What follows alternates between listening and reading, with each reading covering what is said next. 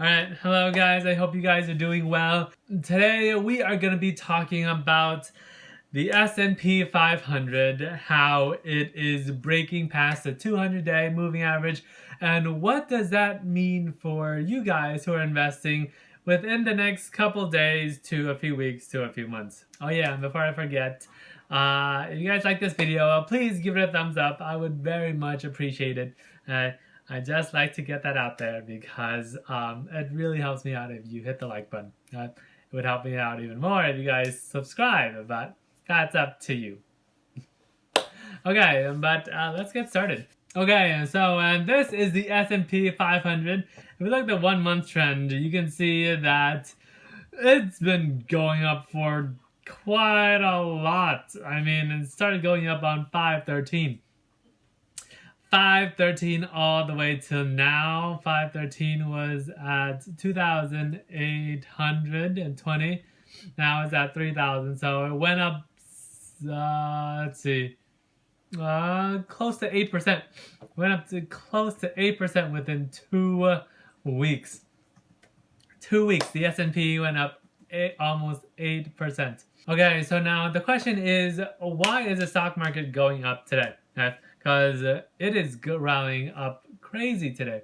And the main reason for that is because there are 2 new possible vaccine candidates for the coronavirus. The first possible vaccine is from Novavax. It said that it has started human trials of its vaccine candidates in Australia. The first phase of the placebo-controlled study will enroll 135 healthy adults, and the first primary round of data from the study is expected in July. So that's actually very, very early.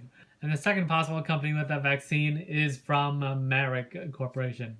They also said that they will soon have 2 potential vaccines under its umbrella and an experimental drug against the coronavirus, joining rivals in the frantic search for the medicines. So there are a total of 10 vaccines in clinical evaluations and 114 in preclinical evaluations.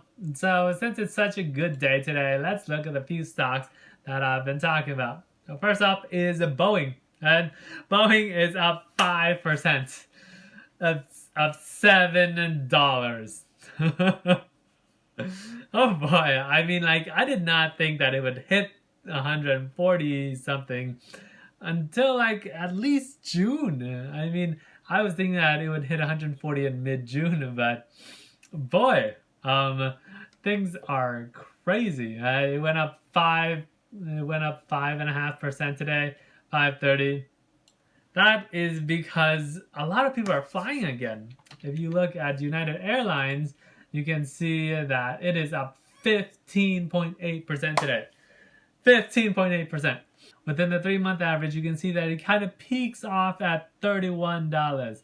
So are we going to see a revisit of the highs and breaking through that threshold barrier?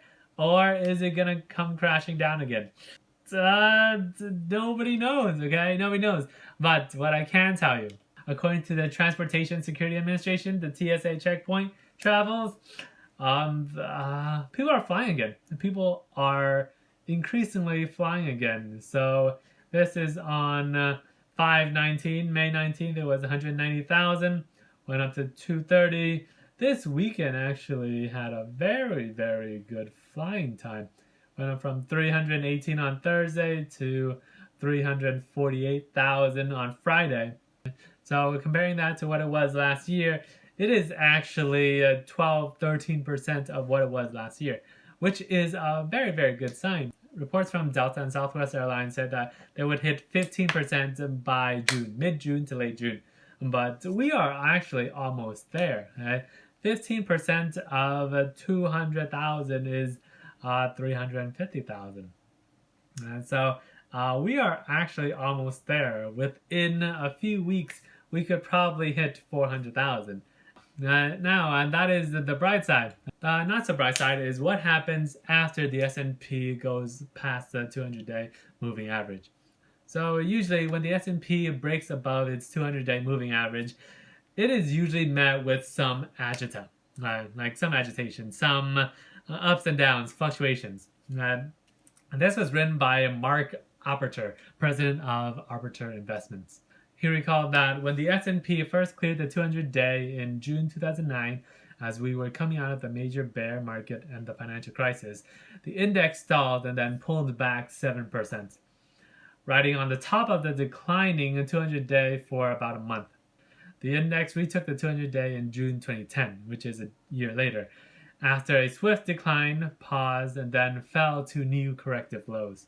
The 200-day was overtaken in August 2010 and rolled over again. After the major correction in 2011, the 500 rose back above the 200-day for 2 days and then fell 9.8%. We saw similar price actions in 2015 and 2016, and late rallies over the 200-day in October 2015 failed miserably.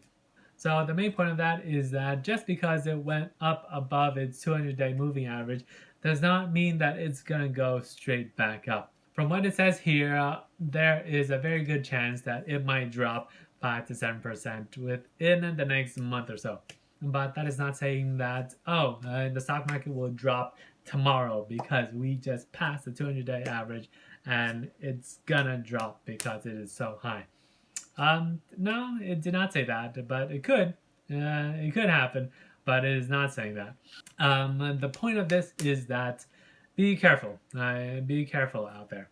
I mean, the economy is starting to open up, but that doesn't mean a lot because it is still a test phase. Right? Even the White House officials are not really clear about what is going to happen from now till a few months from now. And this comment was made by Dr. Deborah Birx, who is one of the leading doctors in the White House administration. Dr. Birx, Dr. Fauci says it is inevitable that there will be a second wave of COVID-19, but President Trump says we are not going to close the country if there is a second wave. Is that the right approach?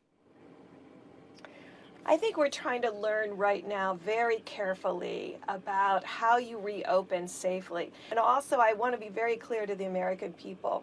We are preparing for that potential fall issue, both in PPE, which is protective devices, both in ventilators, stockpiles, and ensuring that we're really pushing on therapeutics and vaccine development so we can be ready if the virus does come back in a significant way. But you don't see the country closing down again? It's difficult to tell, and I really am data-driven, so I'm collecting data right now.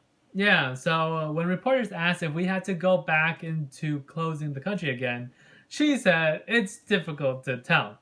So things are not as great as what they seem. I mean, just today, the United States broke 100,000 deaths. When they estimated these numbers 2 months ago, and they said that we would hit 100,000 by the end of June or July or maybe even August. We are just the end of May. They didn't even have May and the possibility of hitting 100,000. Okay, so basically, I want to tell you guys to be careful out there. If you guys are making a profit today, if you guys are making a good profit, get out and run. Take your profit with you and go. And do not stay in the market for way too long because it could very well go down again. And when it goes down from this high up, it could go down a good amount. So be careful out there. And if you guys are making profit, take your money out and run. I want to end this video with an update on my account because I haven't shared my account in about over a week now. So I think it's about time.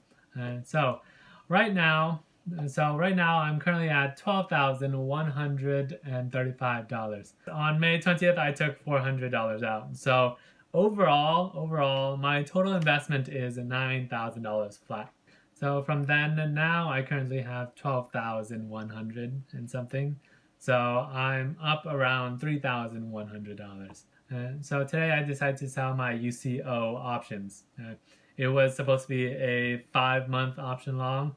I just decided to sell it early because I made a lot of money from that. I sold it at $10.90.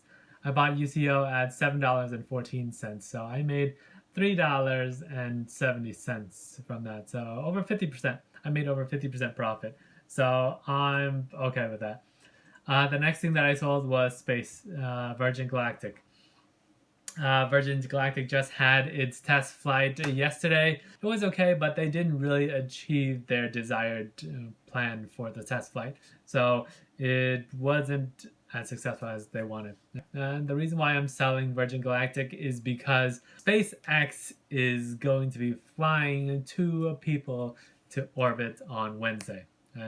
And no matter what happens, I just don't see Virgin Galactic going up after that. If the mission is successful, which I hope it does, which I hope that SpaceX is successful, if the mission is successful on Wednesday, then Virgin Galactic will probably go down. If it is not successful, then I don't see any big reason for Virgin Galactic to go up because it's also failed today. So there's really no big upside to it. So that's why I decided to sell. But I also bought a lot more gold because gold is down today. Gold is down a lot. Gold today, it is down 5.7%. And usually when gold is down, that's when I like to buy my gold, when gold is down. So I bought 2 options today. One was at a $25 call. I bought it at around 46 cents. It lost close to 10 cents. And then I bought another one at $25.50. Just the same day.